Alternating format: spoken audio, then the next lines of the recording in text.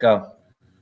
Hi, everyone. Thank you for joining our conversation about causes of autism. My name is Brittany Cardoza, and I will introduce all the members of the group. First, our researchers are Brittany Jones and Judy. They will be discussing the different proposed causes for autism. Next, we have our summarizer, Eva Lee. Eva Lee, okay, who will provide you an overview of the main points discussed by Brittany and Judy. Our illustrator is Asif, who will be providing you pictures, tables, and graphs throughout the conversation. And lastly, but not leastly, our fielder is Anne Marie, who will answer the questions presented to the group. And now, Anne Marie. And then I guess Anne Marie would say, hello, everyone. The first question today will be, what causes autism? And now, Brittany J. There are many reasons that support that genetics are the cause of autism. First and foremost, kinship. The influence that your parents have genetically is undeniable. Parents' age is a huge influence. The risk that children have autism is drastically increased by those mothers who are older than 30 years old. Each year would be adding further risks.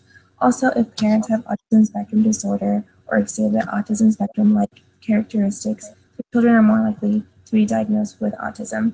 It is found that, all right, and then all my stuff. You can go ahead. I got to get out of here. I'm sorry. Oh, my turn? Well, Judy's not here. Okay. Yes, going back to what Brittany was saying, she really discussed a lot of strong evidence talking about how siblings and twins that are diagnosed with autism and how there's a strong correlation with genetics there. Although the research with genetics continues, it is still not clear as to if genetics is solely the cause of autism. According to A.J. Russo's autism etiology, genes and the environment, he explains that epigenetics is the relationship between genes and the environment. This means that both genetics and environmental factors go hand in hand. For example, the environment can enable mutations within the genes. Stronger evidence within Russo's findings also state that the genetic errors with chromosomes 2, 7, 5, 13, 16, and 17 can include delays in language development, behavioral symptoms with autism, obsessive compulsive disorder, and also affect the growth and maturation of the brain. The EPA also states that the air pollution, which is an environmental factor, contains many hazardous toxicants known to affect neurological function and to have effects on the fetus. For example, diesel, lead, manganese, and nickel all had a positive correlation with autism with maternal air pollution during the perinatal period. Research done by Nurses Health Study 2.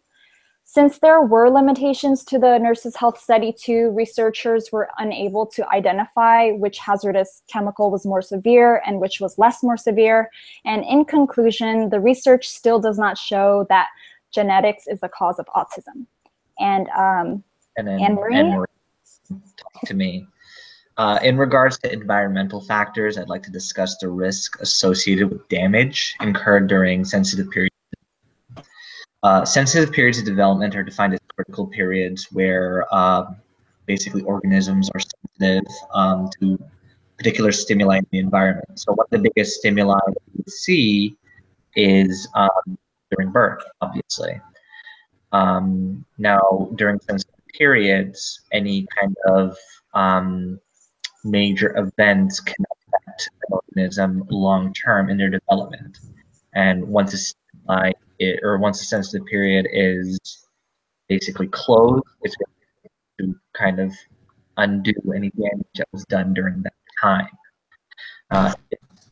It's that autism spectrum disorder is usually diagnosed between the ages 2 to 6, at least according to data collected by the Centers for Control and Prevention. Now, these ages are also associated with major sensitive and critical periods of development.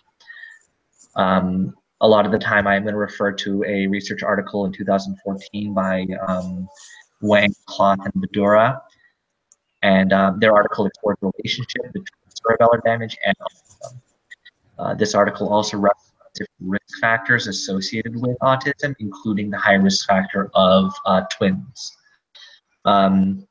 This was an issue, of course, that was already brought up by Brittany and Eva, but I will be comparing my take with theirs.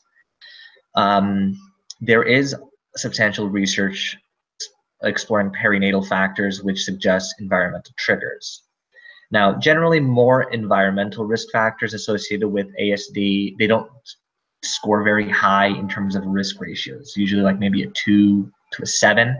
Now, just to compare risk factors, having a fraternal twin with ASD basically will put you maybe at like a 10, while having an identical twin will put you at 50, you know, just ridiculously high number.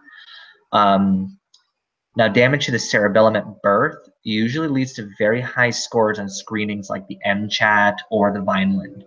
And that's associated with a risk ratio of maybe about 40, almost up to 40. And that's higher than having a sibling with autism, basically. This implicates cerebellar damage to ASD to a degree that's basically really comparable. Now, just to give perspective, if we were to put this in like different terms, say like smoking, if you were a smoker, that would basically give you a risk factor for lung cancer of roughly 20 to 40. So this is kind of like the Marlboro cigarettes of autism. Later in life, as these different sensitive periods open up, there is, you know, different windows of vulnerability depending on what it is that you are prone to, what you're opened up to. So, for example, during like the sensory motor stage, the first year of life, there's a lot of social development that goes on. So the study by Rudder in 1999 and Smike in 2009 explores the Romanian orphanages where they're like really, you know, socially deprived long-term, and as a result, they have a lot of social deficits that are comparable to autism.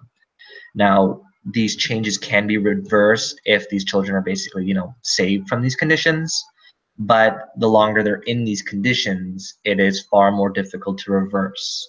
Now, that being said, I mentioned earlier that once a sensitive period has closed, it is very difficult to undo the damage. So as a result, I feel as though this does further implicate environmental stressors, hi dog, maintained by sensitive periods. It should be noted that I am only referring to environmental stressors during these sensitive periods, and I'm not referring to damage outside of them. A lot of the research in this particular subject is, of course, around children, as we all know that traumatic brain injury sustained early life is much different than injury sustained later in life. I will also comment that research specifically in regard to connecting ASD and the cerebellum is emerging. As a result, more research should be done before any definitive statements can be made. Nonetheless, the prospect of finding a specific site of the brain that can be implicated in autism is very important, as we currently don't have any physical ways to treat autism. So finding specific sites of the brain is very important as a result. That's my section. So I guess we go back to Brittany again. Hi, Judy.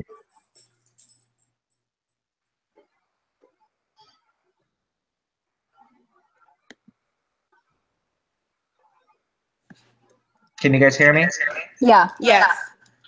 Perfect. Did you hear any of the stuff that I just said? Oh, yeah. Sorry, I just got out of the shower, guys.